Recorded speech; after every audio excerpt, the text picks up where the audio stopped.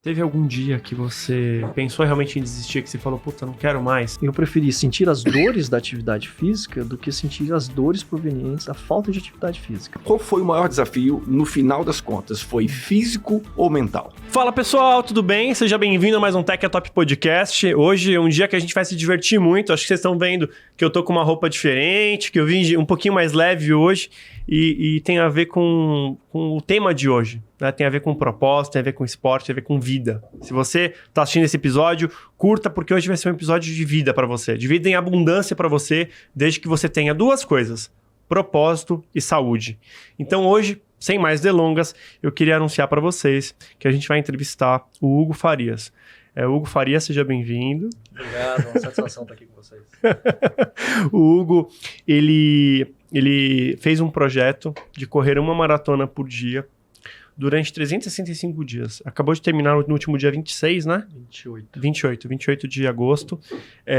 E ele correu essa maratona. O nome do projeto dele é Projeto Propósito. Então a gente vai debater um pouco o porquê que ele resolveu fazer esse desafio. Tudo que ele passou durante um ano correndo, né? Porque, cara, imagina, se a gente faz uma corrida, faz alguma coisa, a gente pode se lesionar. Imagina ele durante um ano fazendo uma maratona por dia, 42 quilômetros ao longo de um ano inteiro, gente. E ele não foi sozinho. Ele levou uma multidão de corações e de pessoas que se apaixonaram por ele e pelo projeto dele. Então, eu queria que a gente batesse aqui uma salva de palmas pro Hugo, né? Pelo trabalho dele. Valeu, obrigado. Quem vai me ajudar a explorar um pouco da história do Hugo, e até para você que está assistindo que é de tecnologia, o Hugo, ele é de tecnologia. Então, eu acho que em algum momento lá o Tico e o Teco deu um choque e ele resolveu fazer o projeto. Então, faz parte da TI, né, Hugo? E quem vai me ajudar a explorar muito essa história incrível sua, Hugo, é o Danilo Oliveira. O Danilo, que é educador físico, renomado, passou por diversas academias em departamentos técnicos e agora está finalizando a nutrição. Então, é um profissional completo que nos acompanha aqui. Fez um episódio, acho que foi o episódio número 10, se não me engano, foi sobre a importância do acompanhamento médico, endocrinologia e saúde, né? Exatamente. O Richard tá aqui hoje como co-host. Irinievski, é isso? Rinievich. Jesus, eu nunca vou conseguir. Já tá no momento de saber, hein? Nunca vou conseguir falar isso aí. O Richard vai nos ajudar aqui a explorar também um pouco hoje. O Richard da SP3 também é o CEO e fundador da BeLive, faz vários eventos esportivos. Então, ele é um executivo do esporte, com várias provas aí renomadas no Brasil inteiro, entende muito de triatlon e hoje ele tá aqui como esportista, né? Eu tô como curioso, assim, né? Pra entender o que faz alguém levantar durante um ano inteiro e correr 42 quilômetros. Então, a gente vai aqui ter essa inspiração, que eu acho que é essa grande palavra, né? Ter a inspiração nessa motivação que fez com que o Hugo fizesse isso e vamos bater um papo gostoso. E eu espero que esse episódio, para você que tá em casa, seja um episódio que toque o coração, para você que ainda não começou a correr, para você que quer começar a correr. O Hugo tem projetos começando agora, justamente para incentivar quem vai começar a correr, quem vai começar um projeto propósito. Então, acompanhe ele nas redes sociais e que seja um episódio que desperte a vontade do esporte em você. Então, sem mais delongas, eu queria agora vou fazer a apresentação oficial, né? Vamos lá. Bom, gente, o Hugo, ele se formou em processamento de dados em Brasília. Ele veio para São Paulo e fez uma pós em segurança da informação. Numa época até que não era tão hype, né? Segurança da informação hoje. 2003 para 2004. 2003, você imagina, segurança da informação em 2003.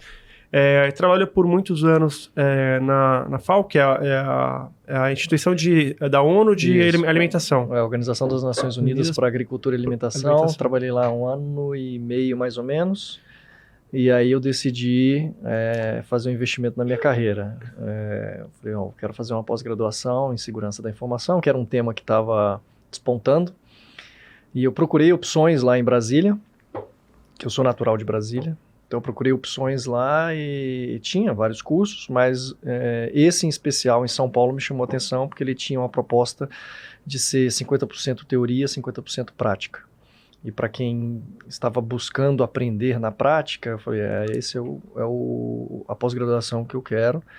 E foi a minha primeira grande mudança, né, na vida, porque eu morava com os meus pais, tinha toda uma estrutura lá em Brasília pronta. Eu falei, não quero isso, quero investir na minha carreira. Vou para São Paulo, vendi meu carro e fui. Coragem. Cara, é coragem. A expectativa era voltar para Brasília, porque tava tudo lá, né? Nessa época eu tinha 23 anos, e aí eu não voltei mais.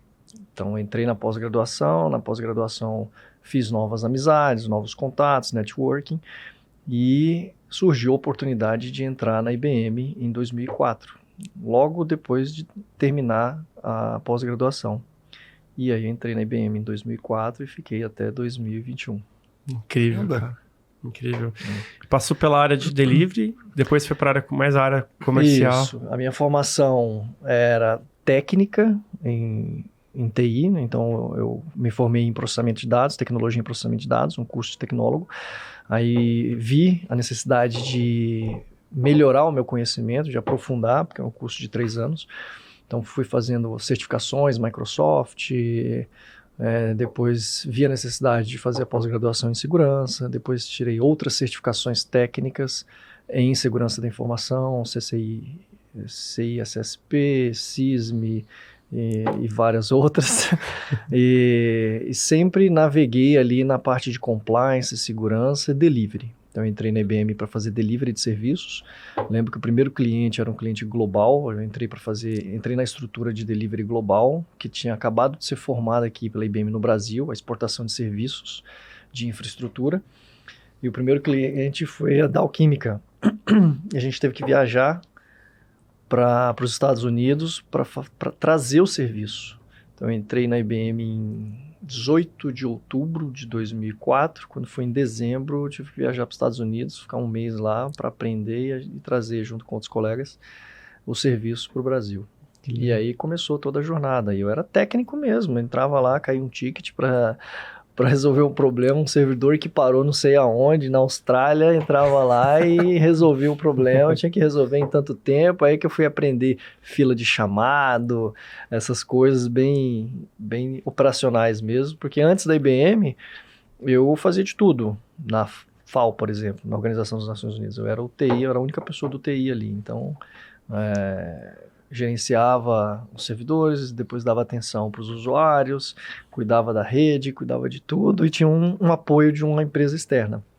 Quando eu entrei na IBM, que é uma empresa grande, aí não, você tem a tua função específica e você faz aquilo ali. E aos poucos eu fui galgando lá dentro, né, na parte técnica, aí virei team leader, aí depois foram surgindo outras oportunidades e migrei dessa área técnica operacional para serviços, para gestão de serviços, depois de uns 5, 6 anos. Incrível.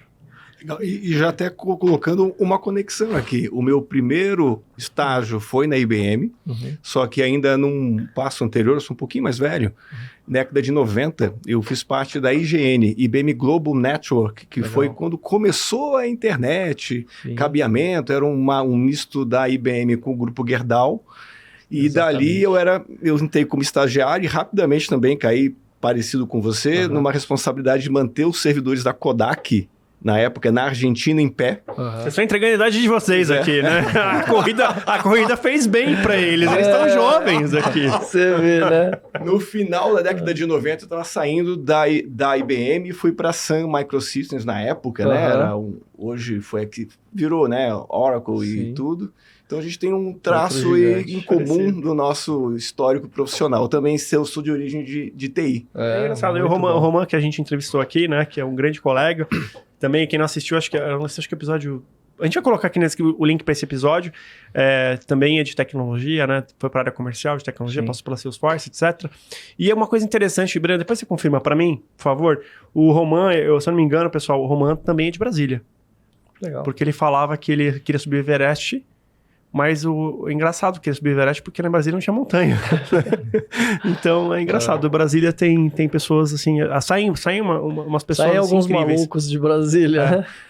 Brasília, né? Gente, o Roman é de Brasília. Aí, ó, que legal. Seu conterrâneo. Aí, do TI. Então, algumas coincidências. É do TI e de Brasília. Não, universo pequeno. Tô achando que TI tem alguma coisa aí que mexe com a cabeça. Com o neurônio das pessoas, né? Fazer um estudo, né, sobre isso. Mas foi um período muito bom. Eu devo tudo que eu conquistei do ponto de vista profissional ao TI, né, a área de tecnologia.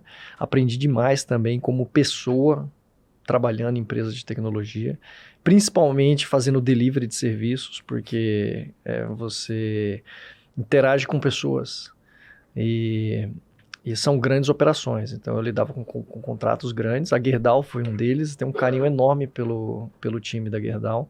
Foi um dos contratos mais recentes com quem eu trabalhei. Fizemos um trabalho espetacular lá.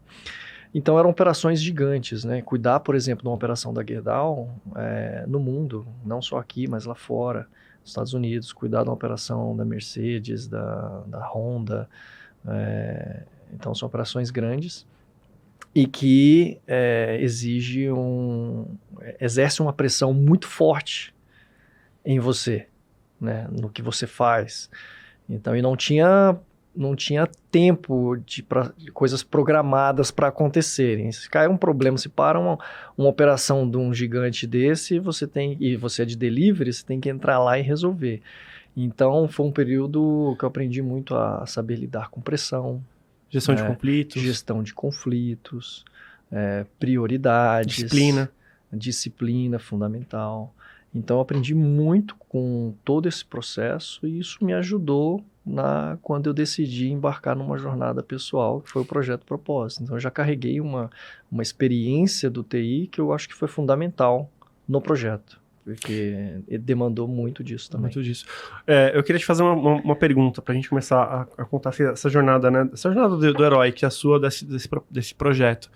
Você se preparou para começar o projeto? Ou seja, quem vê que você correu 365 maratonas, talvez não tenha visto que você fez uma preparação antes. Sim. Eu queria que você contasse um pouquinho de como é que foi a sacada do tipo assim, você tá em casa com a sua esposa, com a família, dá aquele clique, vou correr uma maratona por dia. Eu sei que eu tô fazendo essa piada, mas como é que foi essa construção desse sonho? Como é que isso tocou o seu coração e falou, agora, esse dia, se você lembra disso, esse dia eu decidi que eu vou correr uma maratona por dia, e se houve essa preparação antes?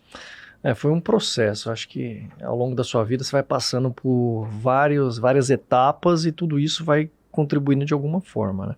Então a primeira parte foi todo esse aprendizado que eu tive aí no TI. E chegou um momento que eu comecei a refletir sobre o uso do meu tempo. Então eu costumava trabalhar fácil 10, 12, 14 horas. Então eu me dediquei demais à vida profissional, à tecnologia. Então, houveram situações onde eu saía de casa 3h30, 4 horas da manhã, pegava um colega de trabalho em Campinas, a gente pegava o carro e vinha aqui para São Paulo, para o escritório do cliente, porque eu tinha que chegar antes do rodízio, e aí depois voltava para casa 8 horas da noite. Então, me dediquei demais, fui muito feliz por onde eu passei, principalmente na IBM. Mas chegou um momento que eu falei, cara, é isso mesmo que eu quero? Onde que eu vou chegar? Tá, eu tenho potencial para chegar de repente até aqui, virar diretor, vice-presidente, enfim, alguma coisa. Questão salarial não era problema, benefícios e tudo. Falei, mas é isso que eu quero. E aí esse tipo de questionamento ficava martelando na minha cabeça. Falei, caramba, não é isso que eu quero neste momento. E aí são etapas da vida, né? A gente quer galgar, quer crescer profissionalmente, a gente quer conquistar coisas, a gente quer ter coisas, você quer construir patrimônio, você quer ter um carro legal. Então, passei por todo esse processo. E aí eu acho que foi começando a despertar dentro de mim uma vontade maior de fazer algo de impacto. E aí veio esse questionamento, eu falei assim, tá, mas e aí, Hugo, o que você vai querer fazer? Você não quer continuar fazendo o que você está fazendo, mas você vai fazer o quê? E eu já tinha feito uma maratona na minha vida, uma única maratona, que foi em 2019, que eu estava no TI e eu falei assim, não, preciso fazer algo para me desafiar. Que incrível. Né? E eu já vinha postergando, eu sempre tinha essa vontade de fazer uma maratona e eu postergava. Mas você sempre correu? Durante esse período aí que você trabalhava? Não corria. Eu praticava tênis, então de 2012 a 2018 eu pratiquei tênis. Incrível. Antes disso, meu principal esporte foi o basquete, dos 10 aos 18 anos. E aí teve um hiato aí, que eu parei por conta da questão profissional, né? De você investir na tua carreira, estudar, trabalhar, se dedicar. Nessa época você devia estar um pouco mais sedentário. Essa época eu fiquei um período bem sedentário aí, dos 18 até os 30 e tanto, né?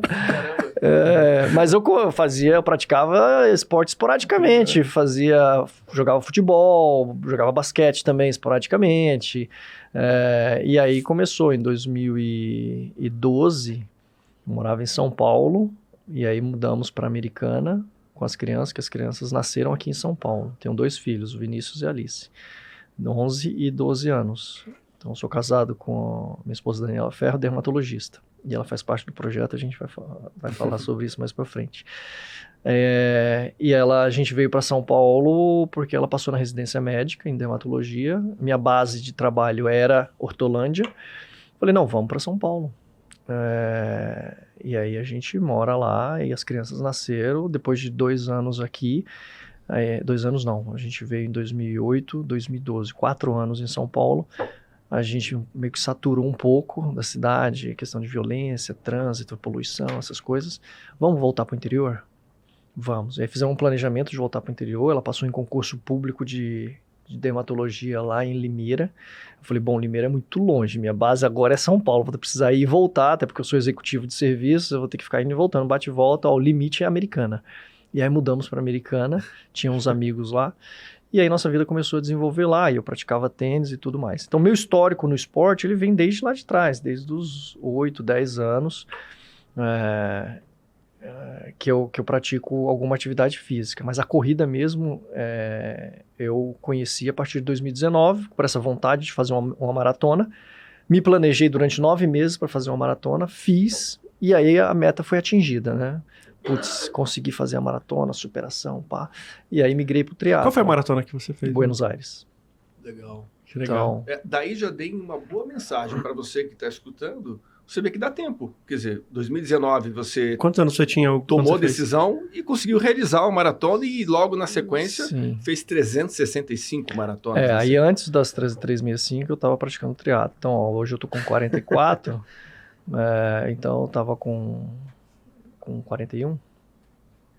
41 anos começou a Fiz a primeira maratona. Eu já praticava tênis, né, com certa regularidade. E aí, em 2020, eu decidi migrar para o triatlon, sempre buscando formas de me desafiar. Nunca foi contra ninguém, foi contra eu mesmo, né, buscando me desafiar, porque eu usava, depois que eu comecei a correr, e eu percebi o benefício que a corrida gerava em mim, tanto na parte física, de me manter saudável, quanto na parte mental também, de me manter concentrado, focado, melhorar a minha autoestima. Sempre gostei de praticar atividade física de manhã cedo, então isso me forçava a acordar mais cedo. O processo de preparação para a maratona, ele é exaustivo, né? Você corre, eu lembro que eu cheguei a correr 1.000 quilômetros antes de correr os 42, em treino. Então, é um processo, né? E aquilo ali melhorou o meu humor, melhorou o meu dia a dia, e eu falei assim, putz, isso aí é legal. E quando eu decidi fazer, eu falei, não posso tirar tempo da família e não posso tirar tempo do trabalho. Eu vou tirar tempo do quê? Tirar tempo que eu tenho livre, que era assistindo séries, TV, tudo. Jornal, tirou toda essa parte. Tirei tudo isso, falei, vou começar a dormir cedo para acordar cedo. E aí eu terminava de correr, chegava em casa, eles estavam acordando e tomava café com eles, então... Ainda era gostoso, né? Você levava um pãozinho fresco, né? Levava já o pão para casa. Então assim, eu precisei mudar meus hábitos. Isso foi importante. E contribuiu demais para a minha performance no trabalho. Nos melhores anos que eu tive de performance no TI foram os momentos que eu comecei a correr. E depois migrei para o triatlon, e aí o triatlon eu fui me desafiando também, porque eu tinha que aprender 3 modalidades. E fui ganhando volume, né, de treinamento, condicionamento físico, até que em 2021, final de 2021, início de 2022, eu comecei a ter essa reflexão do uso do meu tempo. Eu viajava muito, ia para fora, para os Estados Unidos, viajava aqui também. E aí eu falei, cara, é isso que você quer continuar fazendo? Você vai ficar quanto tempo mais aí? Mais uns 15, 20, 25? Mudou agora a lei da aposentadoria, eu vou ficar mais 40 anos aí trabalhando. E aí eu falei assim, é isso que você quer continuar fazendo? Pô, você vê um mundo para fazer a mesma coisa durante 30, 40 anos? Eu me questionei sobre isso. Aí eu falei assim, cara, eu acho que não. Eu quero fazer outra coisa, eu quero fazer algo de impacto, algo que possa inspirar outras pessoas. Mas o quê? Aí voltou à minha cabeça a questão da maratona. Eu falei, será que alguém alguma vez na vida já correu uma maratona por dia? Será que isso é possível? E aí eu fui pesquisar. Pesquisei e descobri que um belga chamado Stephen Engels fez isso em 2010 para 2011. Aí eu falei, cara, que filho da mãe. Esse cara fez. Se esse cara fez é porque é possível. Porque se eu não descobrisse nada, talvez eu voltasse atrás na ideia. Falar, meu, é muito louco. É algo que não tem nenhuma referência. E aí eu vou me jogar nesse negócio sem paraquedas, sem saber, né? E aí a descoberta do Stephen me mostrou que era possível. E ele fez exatamente 365? Ele fez 365 na Europa, ele é belga, mas ele correu em 8 países, terminou em Barcelona. Aí o cara já corria há muito tempo, tinha um histórico esportivo bem melhor que o meu. Aliás, o meu histórico esportivo é nenhum, né? É de amador e bem amador. Mas mesmo assim, por eu me considerar disciplinado, nunca fui talentoso. Mesmo jogando basquete, jogava bem, mas nunca fui talentoso. Tênis também não. Mas eu sou bem disciplinado. Eu tenho uma base também que eu aprendi, que eu acho que eu devo aos meus pais. Meu pai foi militar, minha mãe empreendedora, então sempre houve muita disciplina em casa, em horário, benção pai, benção mãe, horário de almoço, de janta, tudo, as coisas certinho. Então acho que isso contribuiu demais tanto para minha carreira quanto para o... Você acha que a disciplina ela é mais importante que o talento? Aí eu vou fazer essa provocação. Sim. Quando você vê o Cristiano Ronaldo, né, e o Neymar tem um talento muito grande, mas o Cristiano Ronaldo é disciplinado. A disciplina te leva a lugares onde você jamais imaginou que você conseguiria chegar. A disciplina é fundamental. Você pode não ser talentoso, mas se você for disciplinado, você vai conseguir realizar coisas que muita gente ou todo mundo duvida. E você lembra o dia exatamente que você decidiu fazer esse projeto, que você pesquisou o belga, e eu queria saber como é que foi você contar pra sua esposa, cara, porque assim, é um projeto da família, né? Sim, porque não é só meu, eu embarquei eles nessa roubada, né? Cara, eles entraram de paraquedas e aí se viram no meio de um negócio e assim, meu, ficou louco. Né?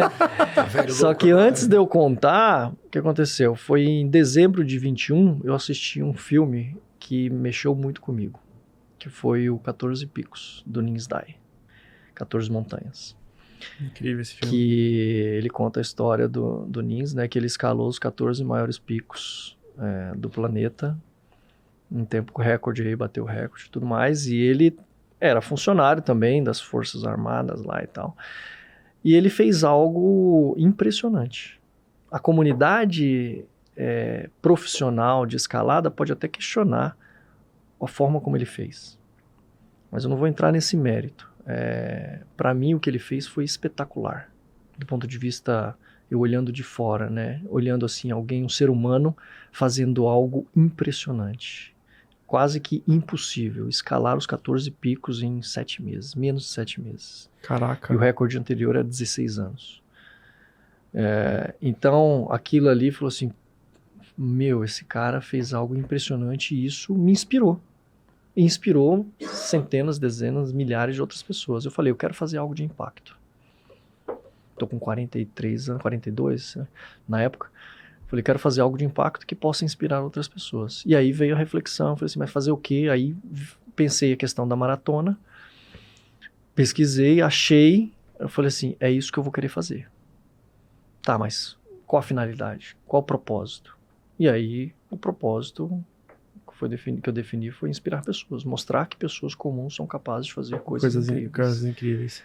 Óbvio, com disciplina, com perseverança, com dedicação. E como é que foi essa conversa com sua esposa quando você falou pra ela, tipo assim? Então, aí antes eu já dava uns flashes pra ela. Você assim, foi trabalhar. Você faz isso com a gente, né? Opa, reagiu bem. Porque assim, as pessoas a Daniela, pensam né, de forma diferente, estão em momentos diferentes. Somos um casal. Como eu mostrei antes, né? Eu sempre apoiei ela em tudo. Ela passou, a gente se conheceu em Campinas, eu entrei na IBM, ela estudava medicina, a gente se conheceu. Aí ela terminou a formação, passou em residência médica em São Paulo. Eu falei, vamos para São Paulo, casamos, ficamos lá. E eu sempre apoiei ela em todas as decisões da carreira dela, cursos que ela precisava se ausentar, eu ficava com as crianças e tudo. E aí decidimos ir para o interior. Vamos para o interior? Vamos. Passou no concurso, vamos lá, eu consigo transferência também dentro da IBM. Então, assim, eu sempre a apoiei em todas as decisões dela, todos os sonhos dela. Então, eu não tinha dúvidas de que ela me apoiaria. É claro que haveria uma resistência inicial, isso eu sabia. Né?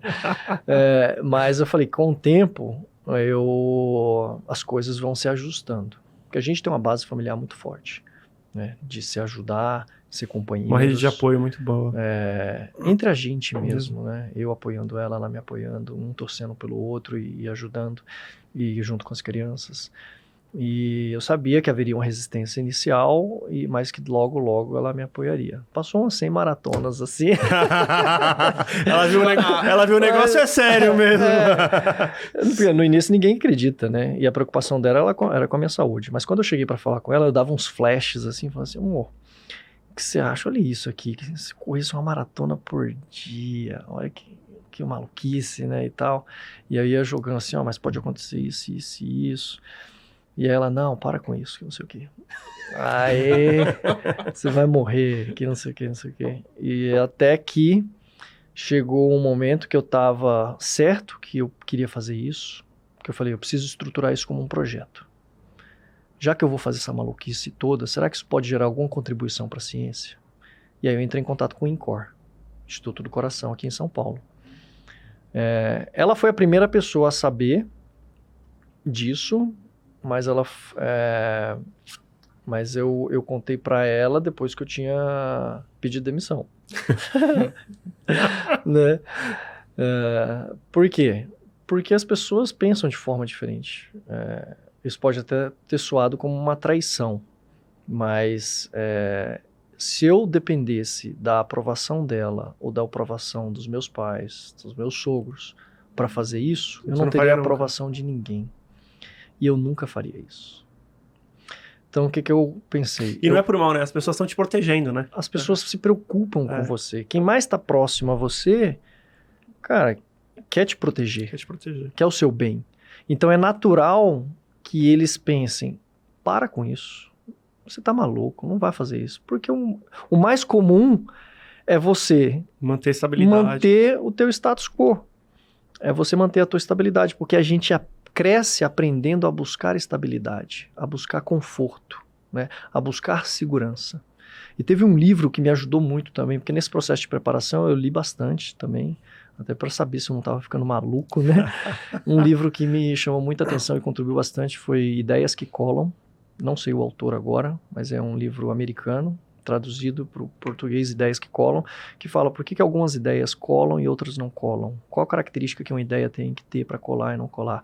Que legal. E aí isso me ajudou bastante. Foi nesse livro que eu ouvi falar pela primeira vez sobre a hierarquia de Maslow, que fala sobre... Você já falou bastante sobre isso. Sim, da pirâmide de Maslow. Pirâmide de Maslow. Fundamento. Quem me ensinou isso foi ele, há uns 10 anos atrás. Exato, que fala sobre as necessidades humanas, né? Ele escreveu lá em 1900 e lá vai bolinha, sei lá, 1920 e tanto, 50. E ele fala exatamente isso, né? A gente nasce com as nossas necessidades fisiológicas, que é a base da pirâmide. Então, é comer, beber, sexo, essas coisas. E aí... é tudo que não presta. Tudo que não presta. A necessidade básica. E aí a gente quer evoluir. Então, a segunda camada vem a camada ali de segurança, que é buscar o quê? Trabalho. Construção de patrimônio. É você ter as coisas, você quer ter um carro melhor. Terceira camada, a camada de estima, uma camada social.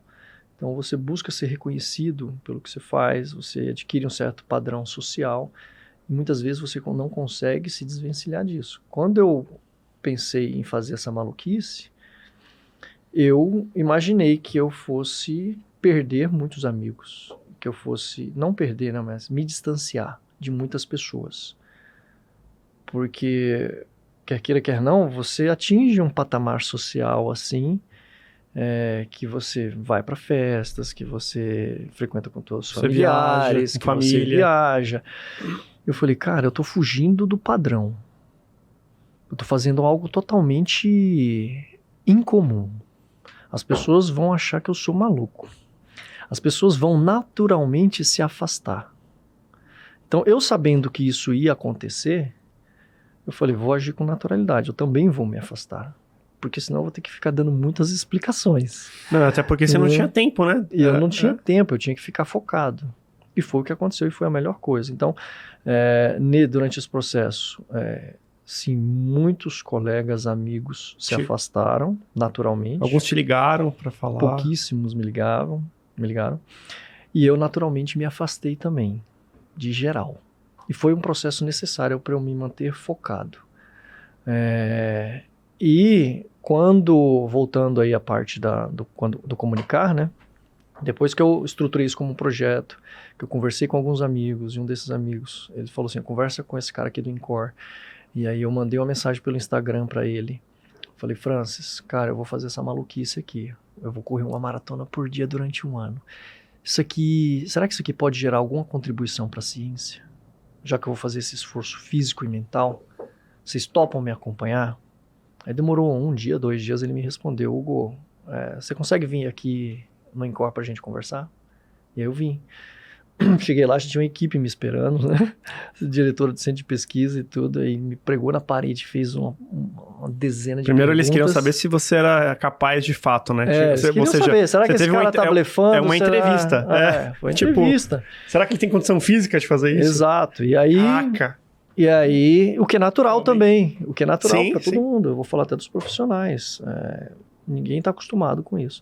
E aí eu cheguei lá, a gente conversou, eles viram que era sério, eles queriam testar essa seriedade, e eles viram que era sério, que eu faria com eles ou sem eles, mas para mim seria muito importante ter a participação deles, por ser a maior instituição de coração da América Latina. Então isso traria também muita uma maior credibilidade ao projeto, não seria uma aventura, né, descabida. E assim, quando eles toparam, para mim isso foi a primeira vitória. Falei, poxa, é a primeira vitória, tô feliz. E para você é uma segurança também, né? Para mim é uma segurança, porque eu teria um acompanhamento. Você entrando no mar um pouco desconhecido, porque alguém já fez antes, mas com todo um suporte médico, que se durante esse trajeto tivesse alguma coisa que, acendeu alguma normalidade no coração, você teria chegado num problema grave. Então, como é que eu conserto o coração, se tivesse um problema? Eu tinha essa segurança, eu buscava essa segurança também, saber que estaria sendo observado, né? E ao mesmo tempo gerando uma contribuição, fazendo algo que o belga não fez. Depois eu vim descobrir que um britânico também fez, o Gary McKee, em 2021 para 2022. Depois, 2022, quando eu pedi demissão, depois eu descobri. Ele já estava fazendo. Ele estava lá na maratona 90 e pouco, eu descobri. Então, no caminho. Se você soubesse, você tinha ido lá na rasteira. Coitado. E a gente virou até amigo, a gente bate papo pelo WhatsApp, a gente trocava mensagem, eu mandava incentivo para ele, eu falei para ele, vou começar. Ele falou, putz, que legal, me deu várias dicas, então uma pessoa fenomenal. E aí... o Incor topou, mas óbvio que eles ficaram resguardados, né? E aí me apresentaram um custo. Isso aqui vai ter um custo, porque a gente vai sim escrever um artigo científico, um relato científico, em revista internacional, etc. Antes deles toparem, eles tiveram que submeter isso para o comitê de ética, né? Para receber o aval, receber a aprovação, e aí depois me apresentaram o projeto interno deles. O protocolo de pesquisa vai ser esse aqui. Nós vamos te acompanhar com esses exames, nessa frequência, ecocardiograma, ergospirometria, você precisa fazer esses exames de sangue aqui nessa frequência e tal. Então, combinou isso, vai ter esse custo. Eu falei, uau! Que custo! Caramba! Receber esse valor, esse montante, eu não estava esperando. Pelo tamanho do Incor, eu falei, eles vão absorver. Não, você imaginou até que seria de graça. Assim, sim. Vão dar, graças a Deus, que eu tenho uma cobaia, imaginava que seria gratuita. De graça. Mas não, é ingenuidade minha. Até porque eu compreendo, imagina, alguém que sem histórico nenhum, com apenas uma maratona na vida, chegar lá e falar que vai fazer 365 maratonas. Né? Quem investiria dinheiro nisso? Porque é o tempo deles, é o custo deles, custo dos equipamentos e tudo mais. Aí, como para mim isso sempre foi um pilar muito importante no projeto, eu falei, tá bom, eu topo. Negociamos os valores lá, a forma de pagamento, eu vou pagar para vocês mensal, podemos reduzir isso aqui eu consigo fazer através do plano de saúde, os exames de sangue eu faço através do plano de saúde, podemos reduzir essa frequência aqui, podemos, aí chegamos num valor que para mim ficou viável e dava para tocar. E então foi a minha primeira vitória. E aí depois eu comecei a montar uma equipe multidisciplinar. Falei, não vou conseguir fazer sozinho, né? Preciso de uma equipe multidisciplinar, até porque para ter essa segurança, para fazer algo respaldado, né? Então, e mostrar a seriedade do projeto. Então eu chamei ortopedistas, 2 ortopedistas, chamei fisioterapeuta, nutricionista, preparadora física, que eu tive que fazer todo um trabalho de fortalecimento, fiz uma biomecânica da minha corrida, uma avaliação biomecânica para entender as deficiências, as assimetrias musculares que eu tinha e qual fortalecimento que eu precisava fazer, justamente para minimizar lesões. Chamei 2 treinadores de corrida, o que eu já tinha ele desde 2019 para a primeira maratona, e convidei mais um para ter opiniões diferentes e falei para eles, galera, isso aqui é novo para vocês, é novo para mim também. E eu entendo perfeitamente que vocês não têm a vivência de alguém que já tenha feito isso, mas vocês têm a experiência da corrida. Montem uma planilha de treino que, com base na experiência de vocês, seja o mais adequado para me deixar preparado para começar. Então isso foi quantos meses antes? Então, em 2 de dezembro eu assisti o filme lá e eu já estava refletindo sobre isso. Aí, em abril, eu já estava com um projeto pronto, estruturado, já tinha fechado com o INCOR, já estava montando a equipe e ali eu já estava certo que era isso que eu queria fazer. Obrigado mesmo aí pela oportunidade, tudo. Eu já tinha coberto outras férias dela, mas eu falei, olha, eu preciso te falar um negócio, eu quero embarcar num projeto pessoal. Eu não tô indo... Aí eu falei, não, eu quero me demitir. Eu quero me desligar. Eu vou fazer... Eu ainda não tinha falado o que era. Eu falei só um projeto pessoal. Eu não vou para empresa nenhuma concorrente. É um projeto pessoal. Depois eu vou dizer o que é. Eu vou anunciar. Mas por hora é só isso. E eu tenho certeza que é isso que eu quero fazer. E a empresa não podia me demitir. Porque tinha sido um spin-off, a unidade de negócios da IBM tinha virado Kyndryl, e eles não podiam me demitir. Tinha um prazo ali, acordado entre IBM e Kyndryl, que não poderia demitir os funcionários. Eu teria que aguardar, isso era abril, eu teria que aguardar até novembro, que aí é quando haveria o período para eu fazer algum acordo, do tipo, tá bom, você me demite e tal. E se eu esperasse esse prazo, muito provavelmente eu teria desistido do projeto. Você teria perdido a empolgação dos médicos. A empolgação, e eu já tinha conversado com a galera. Todo timing. O timing era perfeito, né? O timing, assim, pensando em vários fatores, o timing era desfavorável. Porque foi abril de 2022, pós-pandemia. Guerra na Ucrânia. Ano de eleições, mudança de governo, Copa do Mundo, para poder buscar patrocinadores, etc. Copa do Mundo, eleição, nossa. Então, assim, tudo jogava contra, mas mesmo assim eu falei, é isso que eu quero fazer. E aí eu assumi esse risco, tomei essa decisão. Aí foi seu instinto mesmo, foi sua intuição. Foi instinto, intuição, falei, pedi demissão, cumpri aviso prévio, 30 dias. Esposa ligando aqui.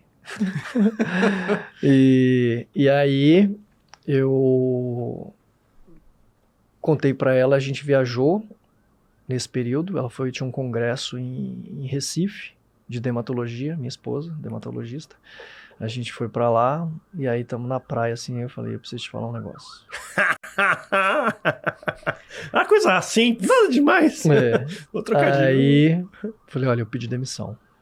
Aí ela congelou assim, eu falei, pedi demissão e eu vou fazer o projeto de correr 365 maratonas em 365 dias. Você falou tudo de uma vez, assim, que já pra não saber nem o que reclamar, né? E aí eu expliquei, olha, eu acredito muito nisso, é um projeto de mudança de vida, é um projeto de vida, é um projeto de mudança de rota. Eu estava nessa rota e eu decidi reajustar o meu GPS e traçar uma outra rota.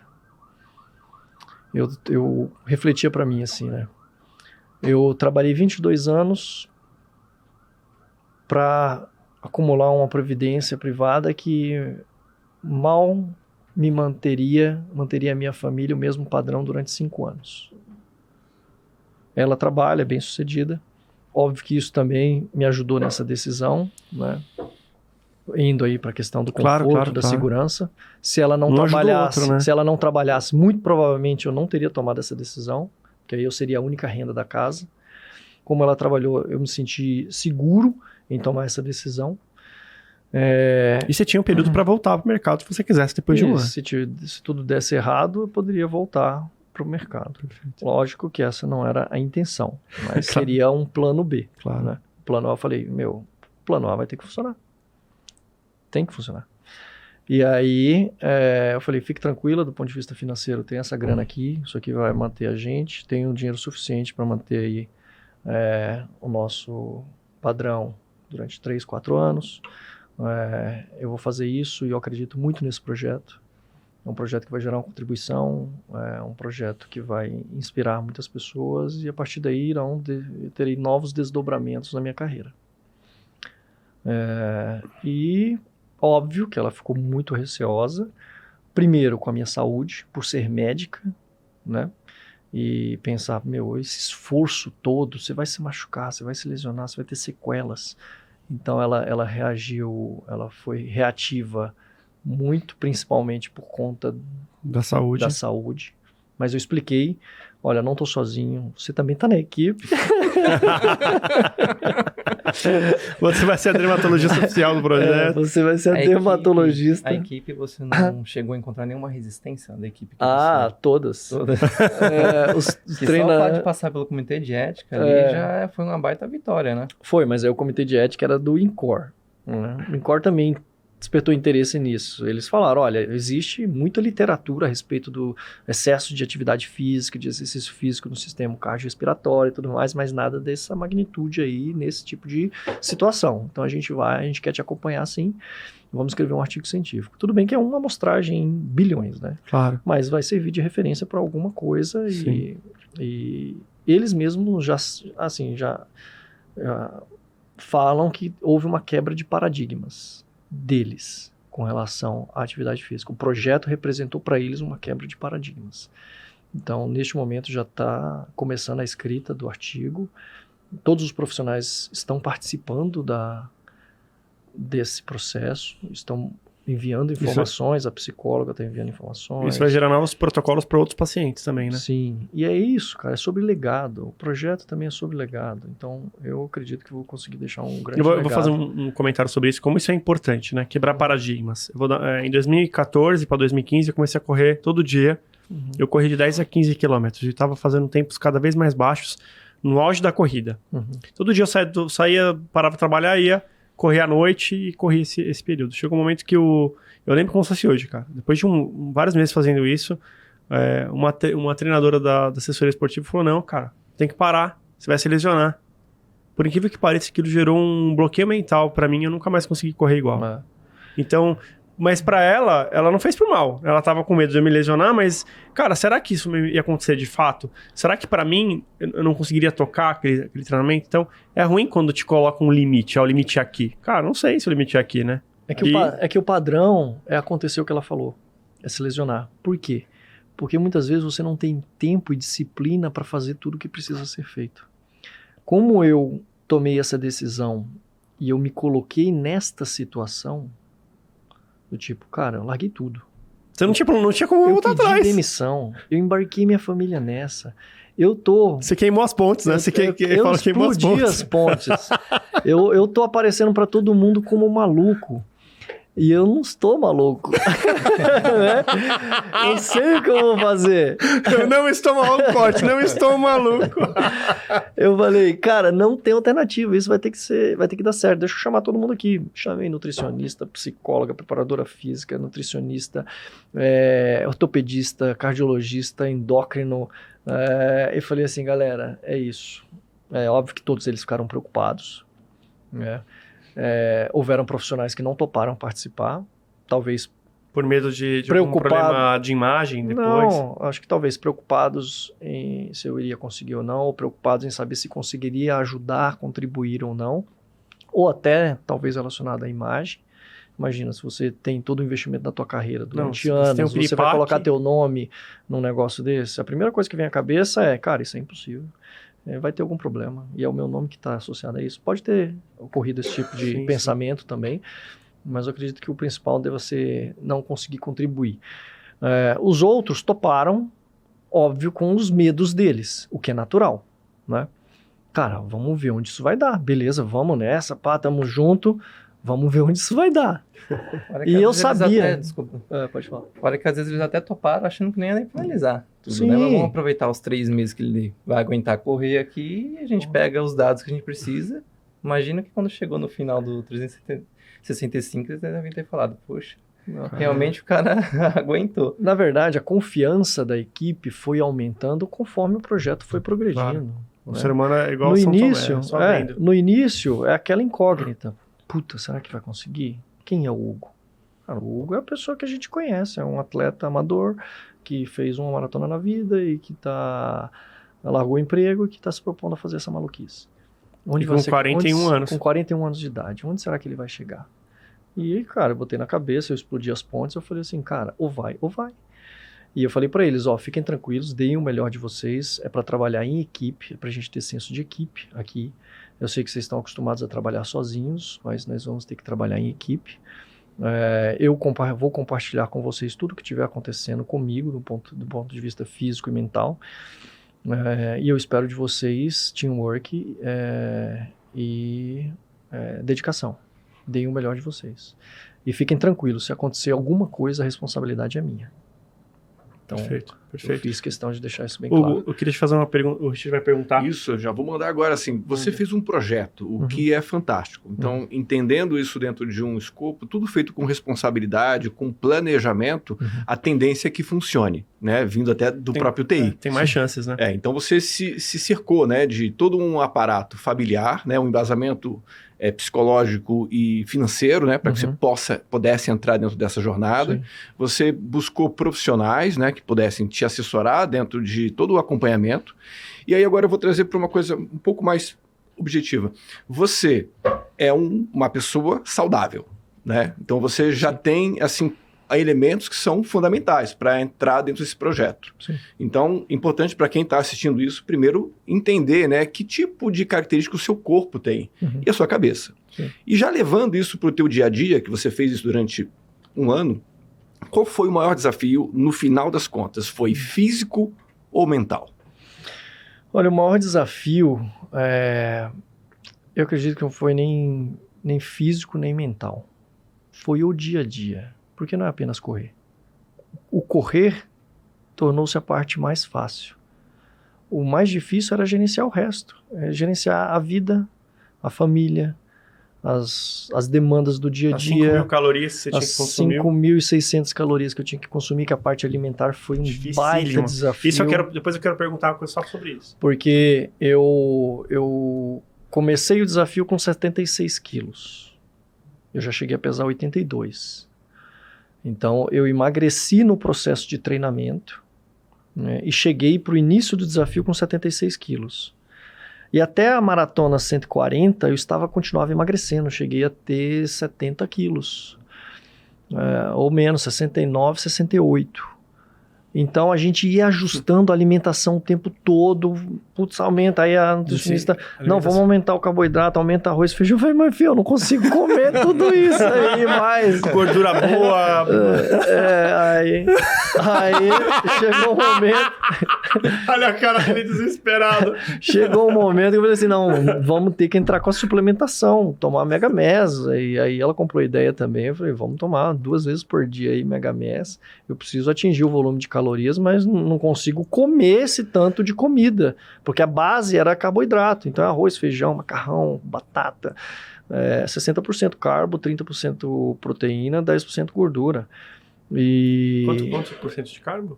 60%. 30 de proteína? 30 de proteína. E você só entrou com suplemento, então... Mais pra frente. Mais pra frente do projeto. Só que o que aconteceu? Eu me lesionei na maratona 143, tive que caminhar. E aí... Peraí, só fazer uma conexão. Você se lesionou porque você vinha perdendo peso e aí você se lesionou. Eu não tô falando que uma coisa tá ligada à outra. Não mas tá ligado. Foi na mesma época. Foi. O que aconteceu? Eu decidi fazer um trajeto único. Né? Até porque, para mim, tinha um fator mental importante. Sair de casa e voltar para casa.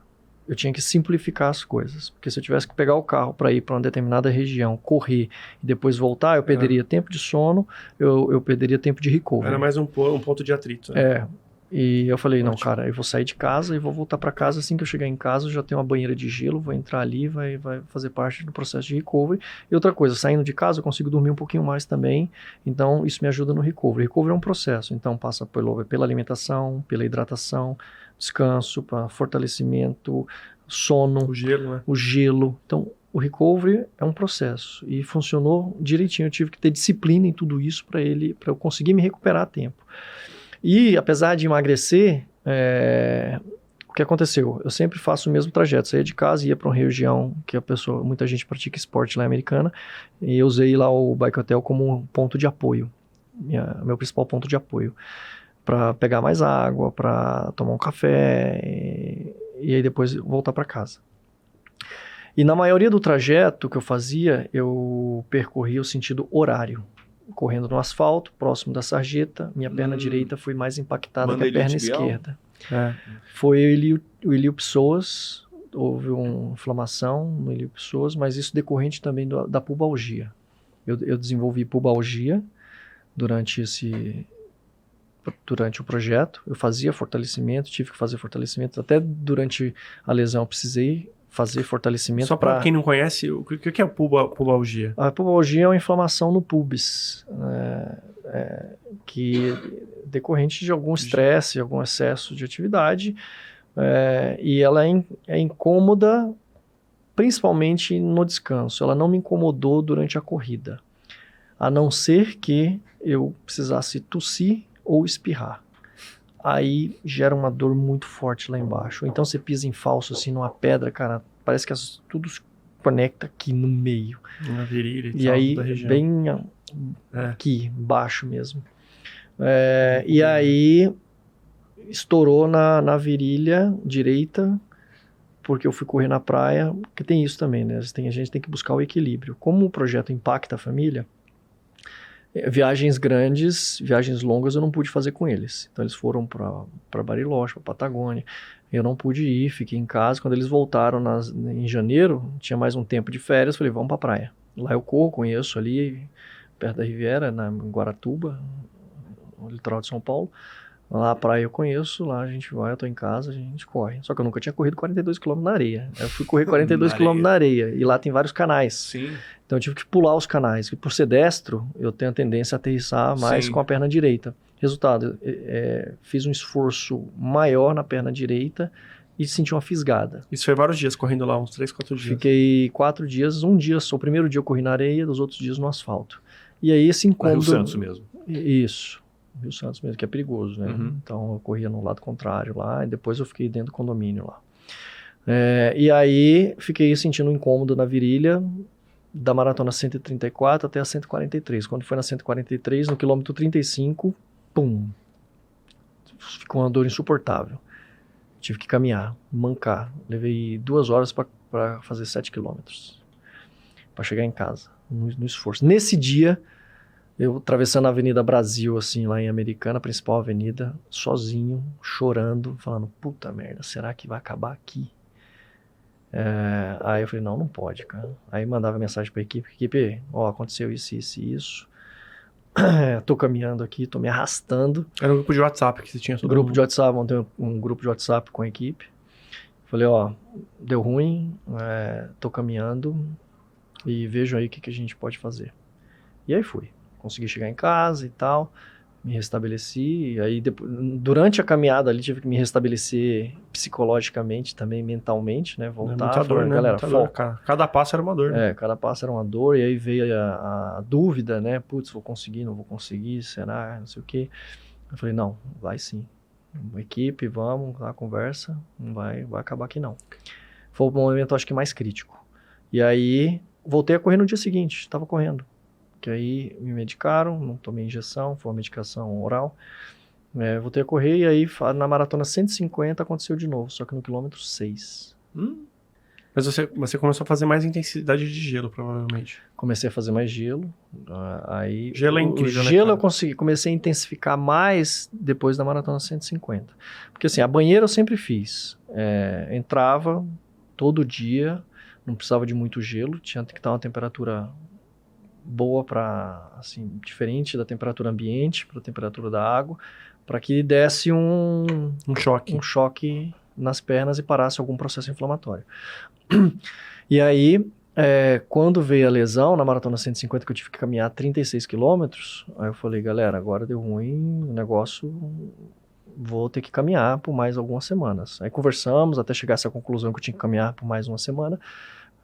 Chegamos ao consenso com os treinadores, com todo mundo. Falei, não vai parar aqui, né? Aí eles entraram em consenso também. Falei, vamos avaliando, eu vou passar para vocês todas as informações, como é que eu tô me sentindo, que tá isso, que aquilo. E eu caminhava segurando um saco de gelo. Ficava aqui, botava na virilha e ficava caminhando, depois tirava, depois colocava de novo e ia durante 5 dias consecutivos. Então a maratona, antes da lesão, eu corria por um tempo de 4 horas, líquido.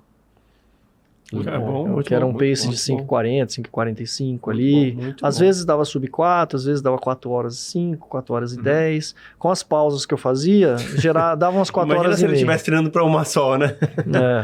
Você fazia 3,50.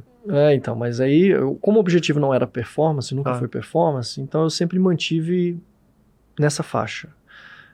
E aí o que acontecia? Isso contribuía para emagrecer também, porque o gasto calórico era alto.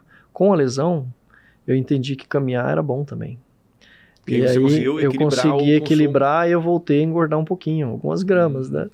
E aí eu falei, cara, eu vou retomando a corrida. Depois de 5 dias caminhando 100%, eu voltei gradativamente. Levei 1 mês para voltar a correr 100% novamente.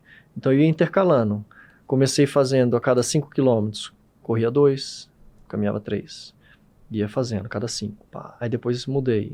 Corria 3, caminhava 2. Corria 4, caminhava 2. Corria 5, caminhava 2. Até 15, 2, até ficar completo.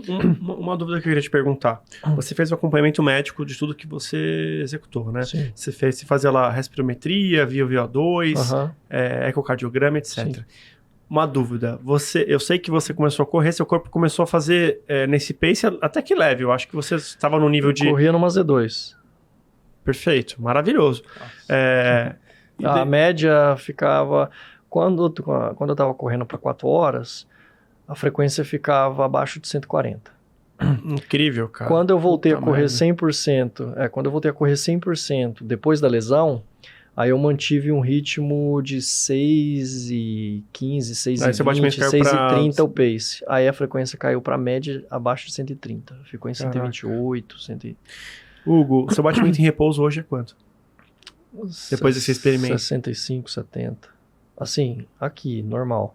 Dormindo é mais baixo ainda. Deve cair para 58. Ou menos. Mais ou menos o meu batimento é isso aí também. Você falou que... agora tá 74. Perdeu peso. E eu usava fita, né? Porque tem a medição pelo relógio, que ela ajuda você a acompanhar, mas a medição aqui, a fita é melhor, mais precisa.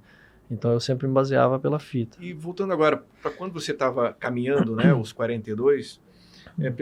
primeira questão é, você nunca interrompeu, então foi contínuo, foram 365, independente de andar ou correr, você cumpriu isso. Se eu parasse um dia, acabou o experimento. Perfeito. E qual foi o tempo máximo que você demorou? Porque quando você vai andando, além de você demorar mais, você acaba tendo outras necessidades, o dia, né, da cidade, ele muda. Você antes talvez corria num período onde tinha pouco trânsito, pouco movimento, você vai acabar estendendo, chegando isso, pegando sol, a tua esposa deve ficar bem preocupada, né, com o sol. Foi onde ela entrou. E pegava a janela de alimentação também, né? Sim, eu tinha que almoçar.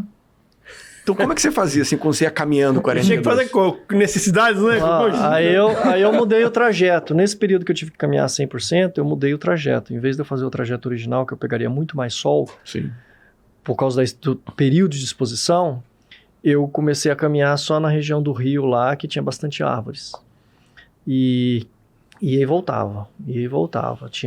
Eram 4,5 km de extensão. Então, fazia várias idas e vindas. Laboratório, e eu deixava o carro parado lá, então o carro virou meu centro ponto de apoio. Eu deixava squeeze lá, squeeze não, térmica, com várias garrafinhas de água, eu só ia trocando a garrafinha, pegando outra, e eu sempre corri com uma pochete, visualmente é horrível, né, mas não precisa ser bonito, tem que ser prático, e aqui eu carregava todo o carboidrato que eu precisava, então era gel, bananinha, mel, rapadura. Bom, me conta, como que era a sua alimentação na maratona? Na maratona eu tinha que consumir de 80 a 93 gramas de carboidrato por hora. Caraca. Então eu montei um kit. Por hora. É bastante, cara. 2 pãozinhos francês por hora, vai. Eu bastante. eu montei um kit porque eu não sabia o efeito que, se eu ficasse consumindo só gel, o efeito que isso ia ter no meu organismo a longo prazo. Então, para não correr esse risco, eu falei, eu vou manter o gel, mas eu Vou dividir. vou consumir no máximo 4 géis por dia. Então, eu coloquei o gel, a bananinha, a mel e a rapadura, isso era um kit. Esse kit, em 1 hora eu tinha que consumir. Então, eram 4 kits desse. Durante a maratona. E água, né? A água ia 2,5 litros, dependendo do período, né? No verão eu tinha que acordar mais cedo, saía para correr 4h30, 5 horas da manhã. No inverno, aproveitava para dormir um pouco mais. E aí colocava as crianças na van e saía mais Em tarde. nenhum momento apareceu uma dor de barriga. Sempre deve ter tinha. aparecido. O fato de fazer, o fato de fazer o mesmo trajeto tinha vários pontos positivos. Os pontos de apoio. Não só para pegar mais água, mas para pontos de parada também. Dor de barriga, que acontece natural. Durante o projeto eu tive 3 quadros de diarreia. O mais longo deles demorou 5 dias. Uau. Nesses 5 dias eu emagreci 4 quilos. Nossa. É isso que eu ia te perguntar. Você ficou doente? Pegou gripe Não. de inflamação? Não. Caralho. Por quê? Incrível.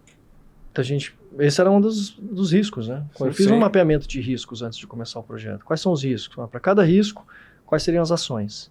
Somente a sua- Um dos tomou riscos glutamina, era baixar a imunidade. Poxa, eu vou fazer todo esse esforço. Então, o que pode ajudar a manter a imunidade? Então, vou ter que dormir bem. Preciso dormir. Preciso de 6 horas no mínimo de sono. Consegui ter essa disciplina. Claro que haviam situações onde eu não dormia 6 horas, dormia 5, dormia 4, mas tinha situações onde eu conseguia dormir 6, 7. No geral, eu acredito que eu consegui atingir aí pelo menos 6 horas diárias de sono. Porque era o único período que eu tinha de recuperação. O gelo é um calmante natural e que ele estimula a produção de endorfina também, ajuda na imunidade. Vitamina D, então tomei vitamina D ao longo do projeto e fazia o acompanhamento sanguíneo disso, também tinha que estar ali entre 40 e 60 a medição de vitamina D. Então isso ajudou na imunidade. Não fiquei gripado, não peguei nenhum Graças tipo a de Deus. doença Não, agente ao inflamatório. longo desse projeto, nada. O único problema foi a questão da virilha mesmo, e aí a maratona mais longa foi 10 horas e 21 minutos. Então eu tinha que fazer pausas para almoço, almoçava, voltava e caminhava. E aí eu percebi o seguinte, que eu conseguia manter o peso. E aí com isso, quando eu retomei a corrida, eu falei, não vou correr para 4 horas, vou correr para 4 horas e meia. Se eu baixar o pace aqui para 6h20, 6h30, o que aconteceu? Eu mantive o peso, não perdi mais peso. Eu mantive, Como era uma coisa de longo prazo, você não estava preocupado com... não estava preocupado, eu consegui manter a mesma alimentação, já tinha entrado com a suplementação, então eu reduzi o ritmo e isso me ajudou a manter o peso. E então, voltando à tua pergunta original, quais foram as principais preocupações? 1 era o peso, e 2 era o resto do dia a dia, porque é um projeto longo e que a gente tem que buscar o equilíbrio familiar, o equilíbrio da vida, das demais coisas. Então eu tinha compromissos à tarde de fazer fortalecimento, de ir na nutricionista, de fazer as coisas, de ter reunião com a psicóloga, e de levar as crianças para as atividades deles. Era uma academia mesmo, musculação leve, de manutenção, né? Nada para ganhar massa muscular. A minha preocupação era não ter perda de massa muscular, porque isso poderia trazer outros problemas. Então, se pegar todo o meu histórico ao longo do projeto, eu comecei com 76 quilos, terminei com 71, eu não tive tanta perda muscular. Incrível. De massa magra, eu digo. Você perdeu gordura, a pele ficou bem fina, né? Perdi gordura, eu comecei com 12,8% de gordura, terminei com 9,6%, alguma coisa assim. Por conta dos quadros de diarreia, meu corpo entrou em catabolismo, não é? Eu tinha que pegar energia de algum lugar. Eu continuava comendo a mesma quantidade de alimentos, só que o organismo Não era suficiente. não retinha isso, diarreia. Então, teu corpo entra em catabolismo, começa a queimar gordura, começa a buscar energia, e foi assim. Então, eu emagreci 4 quilos. Hugo, como que era a sua em 5 alimentação em dias. casa, na pós-maratona? Nas Em pós-maratonas. casa né? tinha que tomar um suplemento para repor tudo aquilo que eu perdi, né? Então tomava aqueles Recovery 4.1. Logo né? depois da prova, fazia logo umas bolinhas de depois. gelo. Tomava ele, já entrava no gelo e depois eu almoçava. Almoçava com as crianças. Então isso foi outro ponto positivo. O meu tempo com a minha família, com as crianças, com a minha esposa, ele melhorou durante o projeto. Eu comecei a ficar mais tempo com eles do que eu ficava quando trabalhava, quando eu era executivo. É claro que a minha ausência, ela era maior em viagens longas, o que foram 2, eles fizeram 2 viagens onde eu não pude participar, e também em eventos noturnos. Eu não deixava de ir em eventos noturnos. Eu ia para um encontro na casa dos amigos, eu ia aqui para uma baladinha ali, uma festinha, e a gente ia, mas eu voltava mais cedo, dava 9h30, Cinderela voltava para casa. Gente, absolutamente corajoso. Num experimento desses, ninguém ia querer sair com medo de se contaminar com alguma coisa, né? Com algum vírus, etc. E você manteve a vida normal e até pra cabeça, né? Que você mencionou, você pirava a cabeça. E assim, tinha que ser algo menos traumático para minha família. Senão, acabava com o projeto. Então, eu tinha que manter também um equilíbrio familiar. Isso tinha que ser mais leve para eles. Então, exigiu da minha parte maior esforço? Exigiu. Mas se não fosse assim, teria grandes chances de dar errado. Entendeu? Por isso que é importante buscar o equilíbrio. Então, vai te exigir. Se você quer se colocar numa situação dessa, quero fazer algo de impacto, se planeje, se prepare, veja o impacto que isso vai ter na tua família. Mas assim, tudo se ajusta. Só que você precisa ter a consciência de que você vai impactar a tua família, de que você vai impactar todos que estão próximos a você, né? Muitas pessoas vão se afastar de você, tem essa consciência, mas se você tiver clareza do que você vai fazer, o benefício e o impacto que isso vai gerar, vá em frente. Mas sempre busca o ponto de equilíbrio. Incrível. Teve algum dia que você, assim, sendo o mais honesto e transparente possível aqui, que você pensou realmente em desistir, que você falou, puta, não quero mais? Não. Porque deve... Nenhum dia. O dia que mais me deixou preocupado foi esse dia que eu comentei da lesão, onde ali eu chorei mesmo, sozinho. Chorava igual criança. E eu falei, putz, será que vai acabar aqui? Mas era mais uma sensação de medo, de frustração, do tipo, será que eu nadei até aqui para morrer aqui na praia? Eu falei, não, cara, não pode. Eu não larguei tudo para poder parar aqui. Mas em nenhum momento passou pela minha cabeça desistir. Em nenhum momento eu acordei de manhã cedo falando, não quero ir. Para mim, eu tratei isso como um trabalho.